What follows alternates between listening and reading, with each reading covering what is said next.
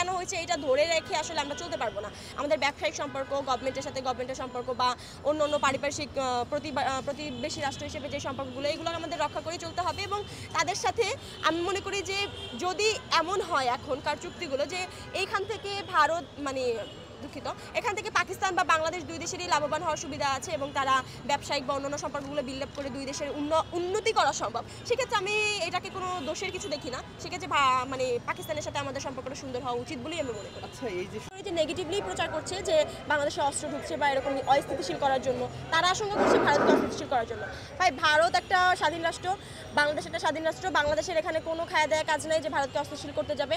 আর আমি মনে করি ভারতেরও খায়া দেয়া বোনের মোষ তাড়ানোর কোনো দরকার নাই। নিজেদের দেশ নিয়ে ভাবেন। বাংলাদেশের মানুষ যেটা করতেছে, বাংলাদেশের সরকার যেটা করতেছে, সেটা বাংলাদেশের কথা চিন্তা করেই করতেছে এবং বাংলাদেশের ভালোভাবেই চিন্তা করতেছে। আপনাদের এটা নিয়ে মাথা ঘামানোর কোনো দরকার নেই। নিজেদের দেশে মন দেন, নিজেদের দেশে কাজ করেন, নিজেদের দেশে। অপপ্রচার বলছেন আপনারা? অবশ্যই অপপ্রচার।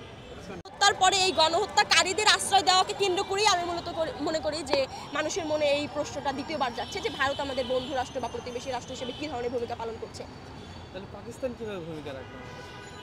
পাকিস্তানের ব্যাপারটা আমরা জানি যে আমরা ৭১ সালে পাকিস্তানের সাথে একটা রক্তক্ষয়ী যুদ্ধের মাধ্যমে দেশটা স্বাধীন হয়েছে এবং দেখা গেছে যে ওই সময়ের যেই যুদ্ধের যেই প্রেক্ষাপটগুলো ছিল বা যেই প্রেক্ষাপটকে কেন্দ্র করে আসলে যুদ্ধটা সংগঠিত হয়েছে এবং পরবর্তীতে স্বাধীনতা দুই দেশ বিভক্ত হয়েছে। তো সেই ইতিহাসটা আসলে আমি বলতে চাই যে সেই ইতিহাস থেকে আমরা অনেক সামনে এগিয়ে এসেছি। এখন একটা দেশের সাথে একটা দেশের যুদ্ধ হয়েছে এবং স্বাধীনতার এই ৫০-এর বেশি বছর পেরিয়ে গেছে। সেই জায়গায় দাঁড়িয়ে আসলে আমরা ওই স্বাধীনতা বিগত ১৫ বছরের রেজিমে দেখেছি যে ভারতের সাথে সুসম্পর্ক বাংলাদেশের ছিল, সেটা কীরকমের যে একতরফাভাবে বাংলাদেশ শুধু দিয়ে গেছে, ভারত নিয়ে গেছে, এই নেওয়ার মাধ্যমে তাদের সাথে আমাদের একটা সম্পর্ক ছিল। এখন এই ইন্টারিম গভর্নমেন্ট থাকাকালীন অবস্থায় যদি ভারতের সাথে সুসম্পর্ক বজায় রাখতে চায়, তারা সেটা অবশ্যই রাখতে পারে, কারণ ভারত আমাদের প্রতিবেশী রাষ্ট্র।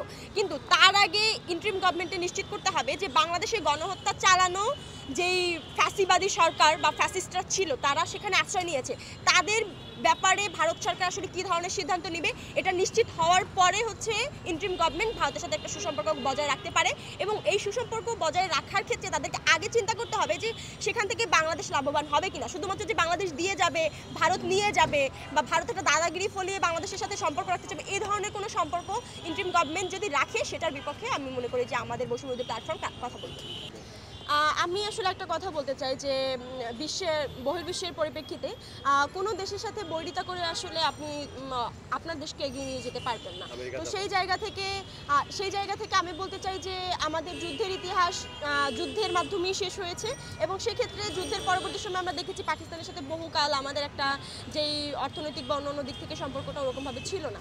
কিন্তু এত বছর পরে এসেও যদি আমরা সেই বৈরিতাকে ধরে রাখি, তাহলে আসলে আমাদের নিজেদের আগানোটাই আসলে খুব দুষ্কর হয়ে যাবে। আমরা মনে করি যে সকল দেশের সাথে সমানভাবে এগিয়ে চলার জন্য সুসম্পর্ক বজায় রাখা উচিত। ঠিক আছে, আপনি সরকার বলতে পারবে। আমি যেহেতু জনসাধারণের পক্ষ থেকে আমার মতামতটা বললাম যে দেশকে এগিয়ে নিয়ে যাওয়া বা এত বছর পরে যদি এ ধরনের সম্পর্ক বিল্ড আপ করে, সেটা আসলে সরকার বলতে পারবে কেন করছে বা কীভাবে করছে। তবে আমার দিক থেকে আমার মতামতটা আমি বললাম। আর গভর্নমেন্টের এখানে অন্য কোনো কারণ বা অন্য কোনো উদ্দেশ্য আছে কিনা, সেটা আসলে গভর্নমেন্টের কোনো পার্সন বলতে পারবে বা আমাদের কোনো উপদেষ্টা। আমার নাম হচ্ছে সিনথিয়া জাহিন আয়েশা। আমি কেন্দ্রীয় সমন্বয়ক বৈষম্য বিরোধী ছাত্র আন্দোলন এবং আমার ক্যাম্পাস হচ্ছে বেগম বজরুন্নেসা সরকারি মহিলা কলেজ।